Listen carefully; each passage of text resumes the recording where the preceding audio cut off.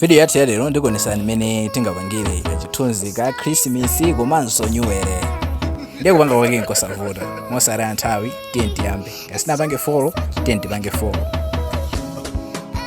So mupanga pa search pa choyambirira apa mulembapo kuti Christmas night effect, ndiye kuti mupanga select musimu yapanga kale predict,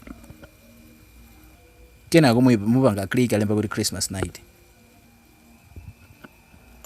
kena kumupanga alemba kuti use this effect, kena kumupanga apa pa plus sign pa,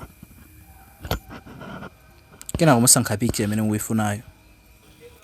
Ndiye apo yayambapo kupanga sitingaso nthawi yochuluka yayi, imapezeka kuti masekanzi ochepa yamaliza kale.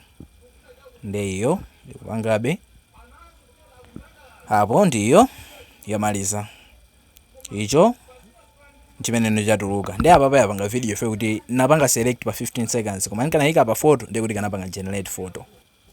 Ndi apo zili ndi inu kupanga pa next kuti muipange post. Apo ayi kupanga apa alopa ndikuipanga save. Ndiye basi itu video imene nakonza msiku la lero ndi imeneyi. Tiye tionanso ku video ina. Ngati sinapange follow tiye tipange follow.